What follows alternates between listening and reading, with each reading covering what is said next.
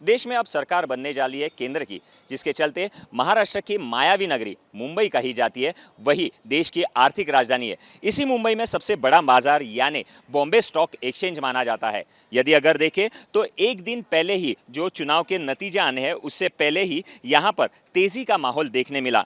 यदि अगर देखें, बॉम्बे स्टॉक एक्सचेंज ये खुला ही बहुत अच्छे तरीके से करीब करीब 2,000 के पॉइंट से का ऊपर गिरा है, जिसके चलते यहाँ पर तेज़ी देखने मिली है। सेंसेक्स में का इतना बड़ा का देखने मिला, जिसके चलते ये बात तय है कि आने वाले दिनों में भारत में एक अच्छी सरकार देखने मिल सकती है। यानी क्या, यहाँ से ये तो पता चल रहा है कि आने वाले दिनों में जो बाज़ार है वो तेज़ी में जाने का दिख रहा है, क्योंकि लोगों को लग रहा है अब सरकार जो बनेगी ये मजबूत और अच्छी सरकार बनेगी। यानी क्या, आने वाले दिनों में जो लोकसभा चुनाव के जो नतीजे हैं वो कहीं ना कहीं पॉजिटिव लग रहे हैं कि बाज़ारों के कद्दावरों को। इसीलिए बॉम्बे स्टॉक एक्सचेंज खुला है एकदम ही तेज़ी में। जब शनिवार को चुनाव पूरा प्रोसेस ख़त्म हुआ और शाम को एग्ज़िट पोल के नतीजे निकले, तो वो नतीजे और जितनी भी बड़ी बड़ी एजेंसी 8 या 9 जिन्होंने एग्ज़िट पोल निकाले, सबके एग्ज़िट पोल का आउटकम एक ही था कि जो करंट डिस्पेंसेशन है एनडीए, वो फिर से अच्छे बहुमत के साथ पावर में वापस आएगी। तो एक ये था और दूसरा जीडीपी नंबर्स था। लेकिन मैं कहूँगा आज का जो रिएक्शन मार्केट का है, वो bulk of the reason could be exit poll के नतीजे। और हमने देखा पिछले कई सालों से, आई मीन नॉट कई सालों से, बट पिछले कुछ जनरल इलेक्शन से हमने देखा कि एग्ज़िट पोल हमेशा सही गए थे। और ये तो सारे के सारे एग्ज़िट पोल ये बदल, तो मार्केट को कहीं ना कहीं ऐसा लगता है कि यही आउटकम कल जब नतीजे एक्चुअल नतीजे निकलेंगे तो शायद वही होगा रिपीट। और मार्केट को क्या चाहिए कि एक तो प्रेडिक्टेबिलिटी एंड विजिबिलिटी। तो यहाँ पे ये प्रेडिक्टेबिलिटी एंड विजिबिलिटी ये आती है कि यही सरकार वापस आती है तो कंटिन्यूटी ऑफ द पॉलिसीज़, जो उनकी इंडस्ट्रियल पॉलिसी है, बिजनेस पॉलिसी है, कैसे ग्रोथ को बढ़ावा दिया जाए, वो कंटिन्यू रहेगी। उस वजह से मार्केट ने जोरों से थम्स अप दिया। यदि अगर देखें तो ये मार्केट में कितना पार जाएगा, क्योंकि आंकड़ों में देखें तो कई बार कहते हैं ये पार वो पार, तो ये मार्केट कितना पार जाएगा? देखिए, आज नया वापस फिर से कुछ दिनों पहले एग्जिट पोल के आने से कुछ पहले सेंसेक्स ने एक बार 76,000 तो दिखा दिया था। अब कल ये एंडोर्समेंट हो जाए, कंफर्मेशन आ जाता है तो शायद यहाँ से आगे जाएगा। लेकिन एक कॉशियस यही बात है कि यानी ये सारी चीज़ें आज के मार्केट में प्राइसिंग हो जाती है। तो अब मार्केट क्या ढूंढेगा? मार्केट यही देखेगा कि जो बिग टिकट रिफॉर्म्स, जो एक्सपेक्टेशंस थे कि पहले जनरली सरकार का गठन होता है और फिर पहले ही कुछ 4-5 महीनों में जो बिग टिकट रिफॉर्म है वो अनाउंस किए जाएंगे।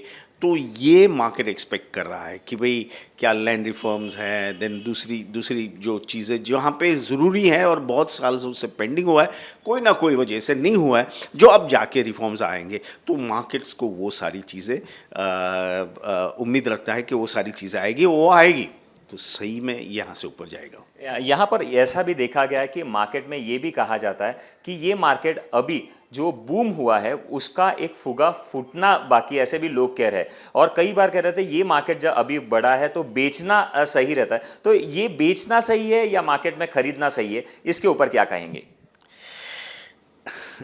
देखिए, मैं इस मार्केट को मैंने 1990 से देखा है, जब सेंसेक्स 400-500 पॉइंट है और ये सारी बातें इन्फ्लेटेड हैं, ये हैं। तो ये एक प्रोसेस है। देखो, मार्केट कभी भी अगर ज़्यादा जिसे कहना एलिवेटेड वैल्यूएशंस की आप जो बात कर रहे हो वो होती है तो थोड़ा सा करेक्ट होकर नीचे आ जाता है, फिर से ऊपर जाना। मार्केट जो फंडामेंटल्स है उसको रिफ्लेक्ट करता है। जब तक हमारे कंट्री में ग्रोथ है और ग्रोथ रहेगा, क्योंकि हमारी जो मार्केट साइज़ है 150 करोड़ लोग, तो वही टिकिंग कर रही हैं। तो अगर आप देखो कि लगातार ओवर द इयर्स जो अच्छी कंपनियां हैं उनके नतीजे अच्छे पे अच्छे और उनके उसमें ग्रोथ अगर अर्निंग दिखाई देती, जब तक अर्निंग ग्रोथ है, हाँ आगे पीछे होते रहेगी मार्केट, बट तब तक वेल्थ क्रिएशन होती रहेगी। और एक आम आदमी के लिए यही सलाह है कि अगर आपको ये जो इंडिया ग्रोथ स्टोरी, जिसके इतने बड़े बड़े हम बातें सुनते हैं कि भाई एक इंडिया इज एमर्जिंग कंट्री है ना, एक आगे चल के बड़ा ही सुपर पावर बन सकता है, अगर उसमें पार्टिसिपेट आपको करना है, एक इकोनॉमिक सुपर पावर की ओर अगर हम जा रहे हैं और उसमें अगर आपको पार्टिसिपेट करना है, तो इक्विटी मार्केट्स जो है उसमें आपको आना ज़रूरी होता है। यदि अगर देखें तो भारत के प्रधानमंत्री ने एक बात कही थी जहां पर जीडीपी की बात कही थी, क्योंकि ये मार्केट इन्फ्लेशन वगैरह तो होते रहता है, लेकिन आंकड़े जो कहते हैं वो जीडीपी ग्रोथ पर कहता है। वो जीडीपी का ग्रोथ किस हिसाब से देखते हैं आप, और ये मार्केट वैसे ही स्टेबिलिटी रहेगा, क्योंकि जहां पर सुपर नेचुरल पावर की बात की जाए, सुपर पावर की बात की जाती है, बहुत अलग अलग चीज़ों की बात की जाती है, जहां पर प्रधानमंत्री ध्यान धारणा पर जाते हैं और का अलग बात करते हैं, तो विरोधक वहां पर कहते हैं ये तो एक अलग रुख ले रहा है। तो ये सब अलग अलग सिचुएशंस, अलग अलग चीज़ें सामने आती है। तो इसे आप किस तरह से देखते हैं, खास करके जीडीपी के नंबर्स और अपने योग धारणा के कुछ पहलू जो प्रधानमंत्री बताते हैं उसे, इन दोनों का अलग अलग विभाजन है, पर मार्केट के हिसाब से ये क्या होता है? देखिए, मेरा पॉलिटिक्स में ज्ञान बहुत ही सीमित है, मुझे समझ में नहीं आता, तो उसके बारे में तो कुछ कहना मेरे लिए मुश्किल होगा। बट एक बात ज़रूरी है, जैसे कि आपने बहुत ही सही बताया कि आंकड़े झूठ नहीं, तो अगर आंकड़ों पे जाए तो हमने देखा कि लगातार जो है, मैं पिछली I don't want to go very long term in the past, but if we talk about post COVID, तो आप देखो 3-4 साल में क्या हुआ, लगातार टॉप लाइन कॉर्पोरेट इंडिया ने लगातार टॉप लाइन ग्रोथ दिखा है और बॉटम लाइन ग्रोथ कर दिखा है। तो हमेशा ये है कि जैसे अगर जीडीपी बढ़ता है तो एक आम आदमी को इनडायरेक्ट बेनिफिट तो होता है कि आपकी आज अर्निंग $2500 है, अब चाइना 2004 में तीन या 4 में $2500 पे, आज वो $13,000 पे है। क्यों? क्योंकि उनकी इकोनॉमी कंटिन्यूअस ग्रोथ करती गई। अगर आपकी इकोनॉमी भी अगर ग्रोथ करती रहती है तो उसका ट्रिकलिंग डाउन इम्पैक्ट आता ही है।